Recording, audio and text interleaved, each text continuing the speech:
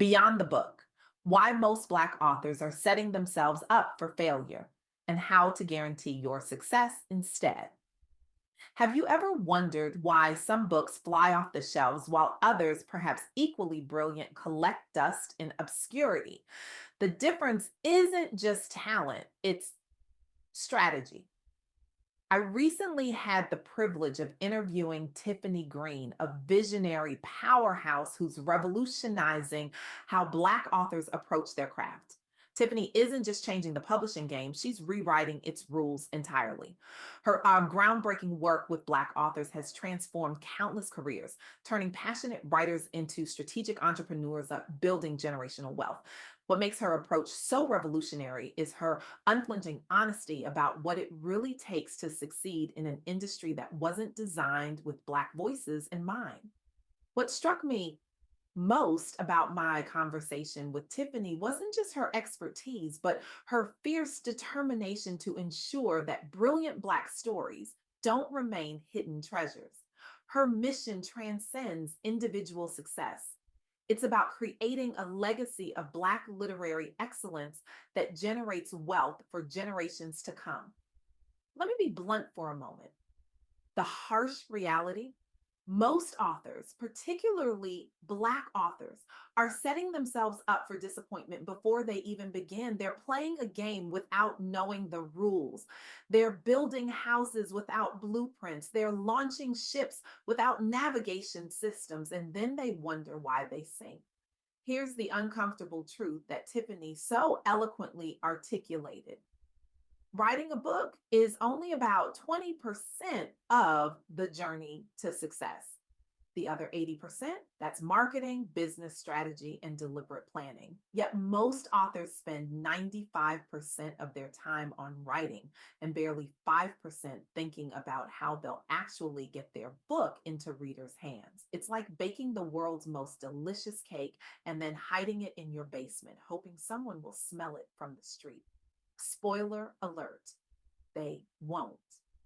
During our interview, Tiffany emphasized three critical principles that separate successful Black authors from those who struggle.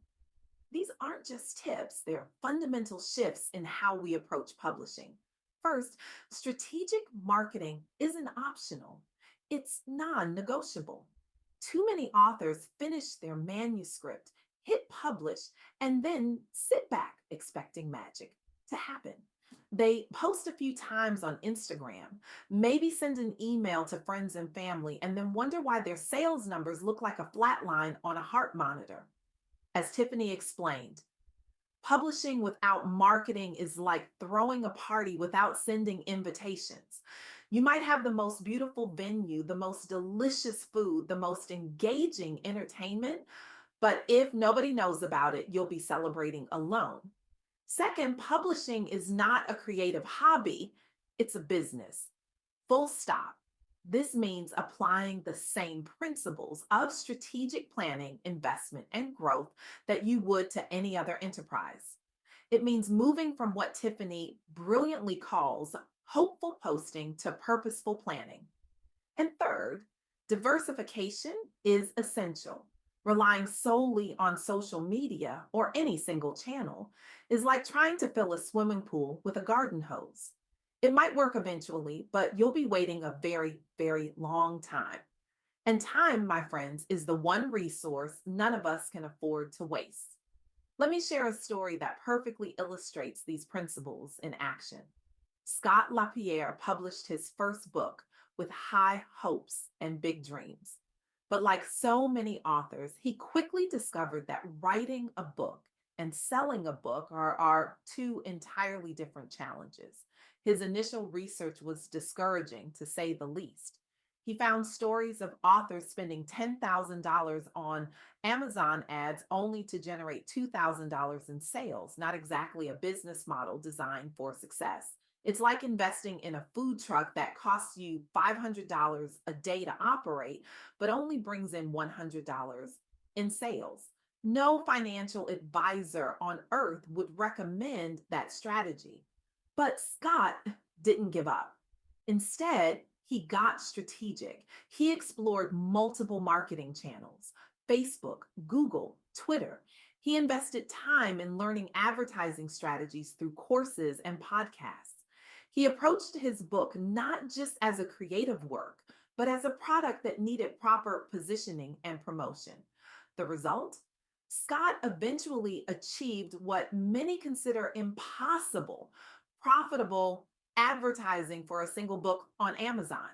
He transformed from an author losing money on marketing to one who could actually generate positive returns on his investment. This didn't happen by accident. It didn't happen through wishful thinking or positive vibes. It happened through deliberate strategy, persistent learning, and treating his book like a business. It happened because Scott was willing to do what most authors aren't, invest in the business side of authorship with the same dedication he invested in the creative side. But Scott's story isn't unique. The principles that worked for him are the same ones that Tiffany Green advocates for Black authors seeking to build generational wealth through their work. Consider the approach of Dear Black Author, a platform dedicated to helping Black writers succeed. They recognize a common pattern.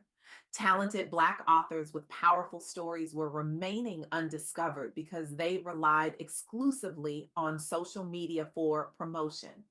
Their solution? Diversify marketing approaches beyond social media. Create multiple touch points to reach potential readers. Develop comprehensive strategies that don't depend on algorithms or viral moments. The authors who implemented these diverse marketing strategies experienced broader audience reach and more sustainable sales patterns. They stopped hoping for overnight success and started building sustainable careers. They stopped being at the mercy of platform changes and algorithm updates and started taking control of their own destiny. Or look at 13th and Joan Publishing House. They developed a system of customized sales and marketing strategies tailored to each book they publish. They recognize that Black authors often struggle with moving from hopeful posting on social media to implementing structured marketing plans that drive actual book sales. Their authors benefit from purposeful planning rather than relying on hope and chance. They've successfully transformed the publishing journey by integrating business strategy from the beginning of the process, not as an afterthought once the book is already written. These aren't isolated success stories. They're examples of a fundamental truth that Tiffany Green emphasizes. Publishing success isn't random, it isn't luck. It isn't even solely about the quality of your writing. It's about strategy, business acumen, and deliberate planning. Maya Angelou once said, "There is no greater agony than bearing an untold story inside you." I would add that there is perhaps one greater agony telling your story and having it go unheard because you didn't have a strategy to amplify your voice. The poet Audre Lorde reminds us that your silence will not protect you. Similarly, your talent alone will not sustain you. Your creativity alone will not build wealth. Your passion alone will not create legacy. What will? Strategy, planning, business acumen, marketing savvy. During our interview, Tiffany shared a powerful affirmation that I believe every Black author should adopt. My words have value, and I will ensure they reach those who need them most. This isn't just about positive thinking, it's about positive action. It's about recognizing that your work deserves to be seen and then doing everything in your power to make that happen. So, what does this mean for you if you're a Black author seeking to build generational wealth through your work? It means you need to develop a comprehensive marketing plan before publishing your book, not after, before. Specifically, Tiffany recommends four critical steps. First, identify your target audience with precision, not women between 25 and 45. That's not precision, that's a demographic ocean. Who exactly is your ideal reader? What do they worry about at night? What brings them joy? What other books do they read? Where do they spend their time online and offline? The more specific you can be, the more effectively you can reach them. Second, allocate a realistic marketing budget. Yes, budget as in money, as in investment. Understanding that free methods alone are insufficient is a crucial mindset shift. You wouldn't start any other business expecting to spend nothing on marketing. Why would publishing be any different? Third, create a 3 month pre launch marketing calendar with specific actions for each week. This isn't about posting whenever inspiration strikes, it's about deliberate, consistent action that builds momentum over time. And fourth, explore advertising options beyond social media, including Amazon ads, which can be profitable even for a single book, as Scott LaPierre discovered. These aren't just tactics, they are fundamental shifts in how we approach publishing. They're the difference between hoping for success and planning for it. The publishing industry wasn't designed with Black authors in mind. The traditional gatekeepers have historically excluded our voices, our stories, our perspectives. But the digital revolution has created unprecedented opportunities for those who understand not just the art of writing, but the business of publishing. As Tiffany Green so powerfully articulated during our interview, publishing without strategy isn't just ineffective, it's a form of self sabotage. I want to challenge you today. Stop thinking of yourself as just a writer. You are a creator of intellectual property. You are a business owner. You are a potential wealth builder. Your words aren't just art, they are assets that can generate income for generations to come.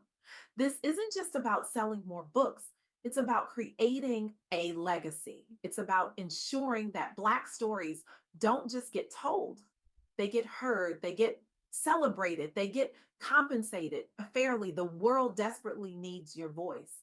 But your voice deserves more than to be whispered into the void. It deserves to be amplified, to be valued, to be properly compensated.